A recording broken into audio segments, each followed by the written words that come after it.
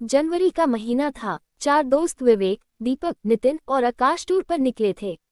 सबसे पहले वो पहुंचे आगरा फोर्ट। रात काफी हो चुकी थी। कड़ाके की ठंड पड़ रही थी। आगरा फोर्ट में पीछे की ओर कोई आता जाता नहीं था। वहां 1-2 लोग तंबू लगाकर भी रहते थे और वहां पर घूमने के लिए भी कोई नहीं आता था, क्योंकि आगरा फोर्ट बहुत बड़ा है। विवेक अपने दोस्त के साथ वहीं पर बैठा था।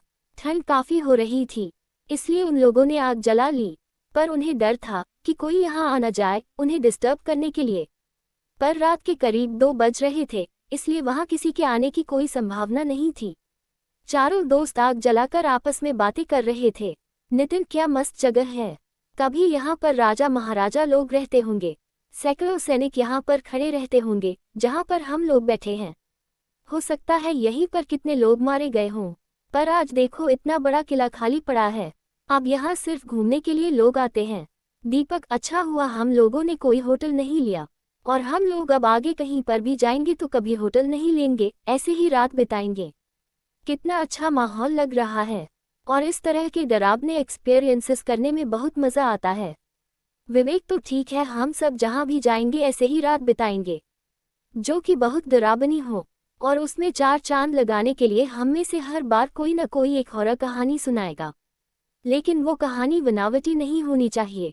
सच में उसके साथ वो घटना घटी होनी चाहिए, क्योंकि हर किसी के साथ कभी न कभी डरावनी घटना होती ही है ना। नितिन, तो ठीक है विवेक, प्लान तूने बनाया है तो सबसे पहली कहानी तू ही सुनाएगा। इसके बाद हम सलाह कर लेंगे कि फिर कहानी कौन सुनाएगा। ठीक है विवेक। विवेक, ठीक है, तो दिल थाम कर तुम लोग बैठ जाओ और सुनो। दीपक, ये कहानी तुझे जरूर पता होगी, क्योंकि तेरे साथ जो हादसा हुआ था मैं वही कहानी सुनाने वाला हूँ। दीपक, अच्छा, वो कहानी सुनाने जा रहा है तू? यार, उस बारे में मैं सोच लेता हूँ न तो मेरे रोंगटे खड़े हो जाते हैं। ठीक है, सुना, मजा आएगा। विवेक, तो कहानी यहाँ से शुरू होती है कि रात के करीब 1 बजे हाईवे पर मैं अपनी स्कूटी पर कहीं जा रहा था। हाईवे पर दूर दूर तक कोई भी दिखाई नहीं दे रहा था। चारों तरफ बस सन्नाटा था। हवाओं की भयानक डरावनी आवाजें मेरे कानों में बार बार पड़ रही थी। लेकिन मैं स्कूटी ड्राइव किए जा रहा था और खुद से ही बोल रहा था, पता नहीं दीपक किस हालात में होगा, कब से दारू लेने गया था, आधी रात हो गई अभी तक नहीं लौटा। मैंने स्कूटी और तेज कर दी कि तभी एक बूढ़ा इंसान सामने आ जाता है। मैंने ब्रेक लगाए, स्कूटी रोकी। बाबा का चेहरा बहुत ही भयानक लग रहा था। मैंने तेज आवाज में बाबा को बोला, अरे बाबा, पूरी सड़क खाली पड़ी है, मेरी गाड़ी के सामने ही आना था आपको, अभी आपको चोट लग जाती तो। नितिन, फिर बाबा कुछ बोले या नहीं? विवेक, वो बोले पर उनका जवाब मुझे समझ नहीं आया। बाबा, चोट तो बहुत पहले ही लग चुकी है बेटा। विवेक, ऐसे चलोगे तो चोट लगेगी ही ना। बाबा, हाँ, लेकिन मुझे अब कभी चोट नहीं लग सकती बेटा, चाहे मुझ पर कोई गाड़ी ही क्यों न चढ़ जाए। विवेक, मैं बाबा की बात सुनकर थोड़ा हैरान हुआ। आकाश, हैरान तो हम लोग भी हैं। विवेक, आगे सुनो, मैंने बाबा से कहा, ये क्या कर रहे हैं आप? इतने में बारिश होने लगी। आसमान में बिजली कड़कने लगी। मैंने सोचा ये अचानक बारिश कैसे होने लगी, अभी तो आसमान बिल्कुल साफ था। फिर बाबा ने कुछ ऐसा बोला जिस पर यकीन करूं या न करूं समझ नहीं आ रहा था। बाबा, आसमान तो अभी भी बिल्कुल साफ है बेटा, वो ऊपर देखो। विवेक, मैंने अपना चेहरा ऊपर उठाकर देखा तो आसमान बिल्कुल साफ था। चांद तारे साफ साफ दिखाई दे रहे थे। ये सब देखकर मैं हैरान रह गया था। तभी मैंने बाबा से कहा, बाबा, ये सब कैसे हो रहा है, मुझे कुछ समझ नहीं आ रहा है। बाबा, चलो वो सामने मेरी कुटिया है, मैं तुम्हें सब बताता हूँ। विवेक, नहीं बाबा, मेरा दोस्त इसी रास्ते से दिन में कहीं गया था, अभी तक वापस नहीं लौटा है, मुझे उसे ढूंढना है। बाबा, मुझे पता है तुम्हारा दोस्त कहाँ है, आओ मेरे साथ। विवेक, बाबा की ये बात सुनकर मैं फिर से हैरान हो गया। मुझे कुछ समझ नहीं आ रहा था कि ये बाबा जी तो अनजान हैं। उन्हें दीपक के बारे में कैसे पता? खैर, मैं बाबा के पीछे पीछे उनकी कुटिया तक पहुंच गया। बाबा, आओ बैठो। विवेक, बाबा अंदर से लालटेन लेकर आए और उसे जलाया। मैं कुटिया के बाहर ही बैठ गया। बाबा भी ठीक मेरे सामने बैठ गए और मैंने उनसे कहा, बाबा अब जल्दी बताओ ये सब क्या है, कहाँ है मेरा भाई? बाबा, आज से 3 दिन पहले इसी रोड पर एक बहुत ही भयानक एक्सीडेंट हुआ था। विवेक, हाँ बाबा, मैंने सुना है, हुआ तो था एक्सीडेंट। सुना है उसमें 2 लोग मरे भी थे। बाबा, तुमने बिल्कुल सही सुना है बेटा, वो दोनों बाप बेटे थे। बेटे की आत्मा अभी भी उसी जगह घूमती रहती है। विवेक, क्या सच में? बाबा, हाँ, और उसकी आत्मा गलत आत्माओं के चक्कर में पड़कर खतरनाक हो गई है। अब वो उस रास्ते से निकलने वाले की जान ले लेता है। विवेक, बाबा की ये बात सुनकर मैं डर गया और मैंने कहा, इसका मतलब मेरा भाई भी?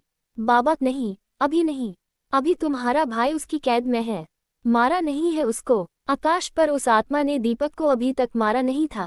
ये बात बाबा को कैसे पता थी? विवेक, यही सवाल मैंने बाबा से पूछा। बाबा, ये सब आपको कैसे पता है? मुझे समझ नहीं आ रहा बाबा। बाबा, सब समझ आ जाएगा, थोड़ा रखो बेटा और पूरी बात सुनो। ये जो बारिश हो रही है ये कोई आम बारिश नहीं है, उसी आत्मा ने कराई है। विवेक, क्या? बाबा, मेरा दोस्त दीपक बहुत डरपोक है, वो तो डर कर ही मर जाएगा। प्लीज कुछ कीजिए। जब आप इतना कुछ जानते हैं तो मेरे भाई को बचा भी सकते हो ना?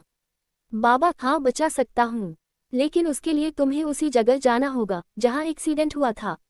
विवेक, आप नहीं चलोगे मेरे साथ? बाबा, बाबा, मेरा यहाँ रहना जरूरी है। तुम जाओ, तुम्हारा दोस्त बच जाएगा। अगर जरूरत पड़ी तो मैं तुरंत आ जाऊंगा। विवेक, ठीक है बाबा, चलता हूँ मैं।